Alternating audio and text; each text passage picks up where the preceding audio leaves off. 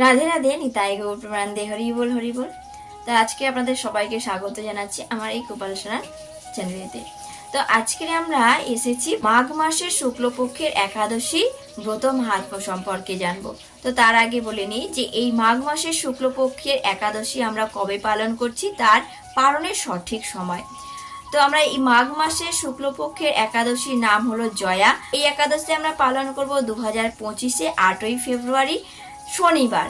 আর পরের দিনে যে পালন থাকে সূর্য উদয় থেকে 9ই ফেব্রুয়ারি আমরা সকাল 9:30টার মধ্যে পালন করে নেব।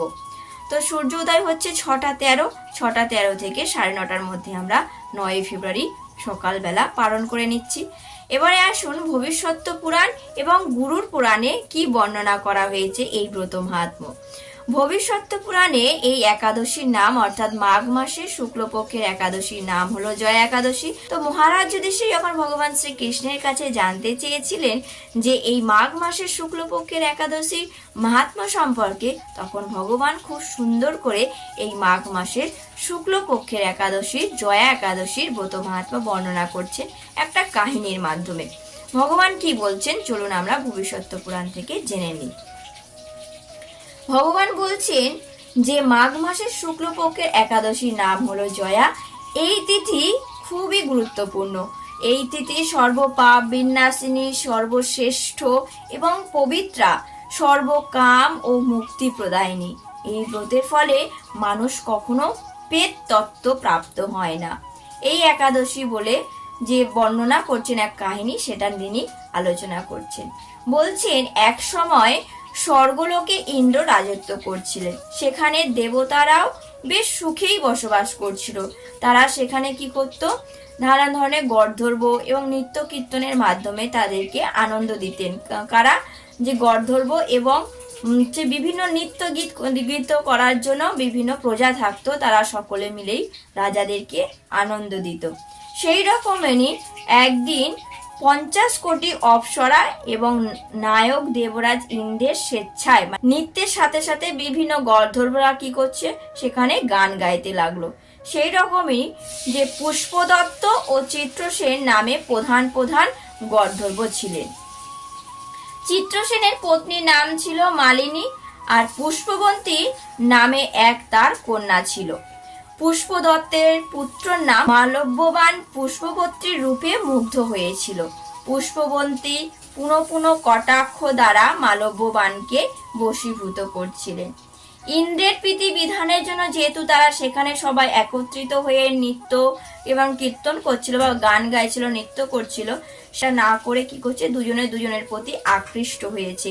সেখানে তারা পরস্পর কেবল দৃষ্টিবদ্ধ হয়ে এক স্থানে দাঁড়িয়ে রইল। ফলে গানের তাল ভঙ্গ হয়ে গেল। তাদের এই রকম তাল ভঙ্গ দেখতে তখন রাজা ইন্দ্র রেগে গেলেন। তখন বুঝতে পারলেন যে রাজা ইন্দ্র এরা পরস্পরের কামে আসক্ত হয়েছে। তখন রাজা ইন্দ্র তাদেরকে অভিশাপ দিয়ে বললেন, রে মূঢ়, তোমরা আমার আজ্ঞা লঙ্ঘন করেছো, তোমাদের ধিক, এখনই তোমরা পিশাচ জড়ি লাভ করো, গিয়ে মরতে গিয়ে নানান দুঃখ কষ্ট ভোগ করো। ইন্দ্রের অভিশাপে তারা দুজনেই দুঃখিত মনে হিমালয় পর্বতে বিচরণ করছিল। পিশাচত্ব প্রাপ্ত হওয়ায় তারা অত্যন্ত দুঃখের ভোগ করতে লাগলো। হিমালয়ে প্রচন্ড শীতে কাতর হয়ে নিজেদের পূর্বের পরিচয় বিস্মৃত হলো। এভাবেই অনেক কষ্টে দিন যাপন করতে লাগলো।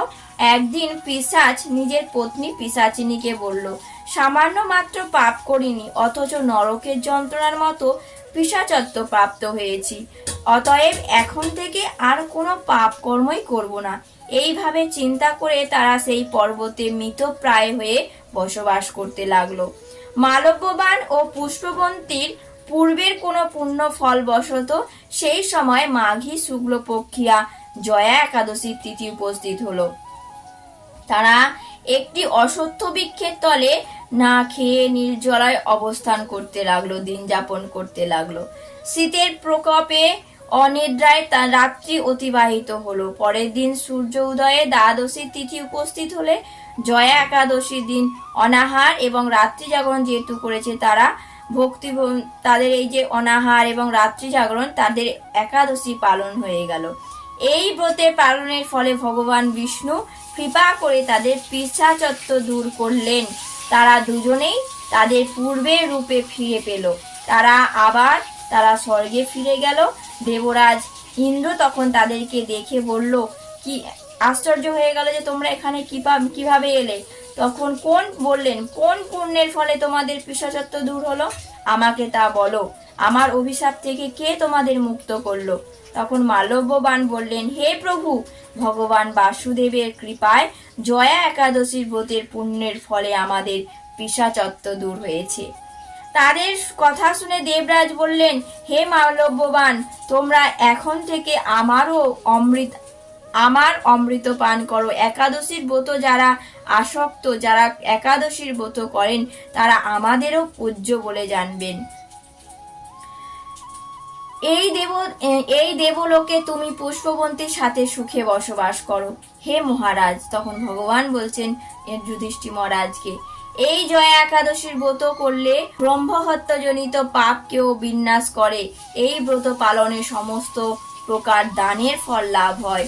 সকল যজ্ঞ তীর্থের পুণ্য ফল এই একাদশীর প্রভাবেই পাওয়া যায়। অবশেষে মহা আনন্দে অনন্তকাল বৈকুণ্ঠে বসবাস করা যায়। এই জয়া একাদশীর ব্রত যদি আমরা মনোযোগ সহকারে পাঠ ও শ্রবণ করি, তাহলে অগ্নিষ্ঠম যজ্ঞের ফল পাওয়া যাবে। তো আসুন আমরা সকলে মিলে 8ই ফেব্রুয়ারি শনিবার এই মাঘী শুক্লপক্ষিয়া একাদশী হচ্ছে জয়া একাদশী আমরা পালন করি। রাধে রাধে, নিতাই গৌর প্রেমানন্দে, হরি বল হরি বল।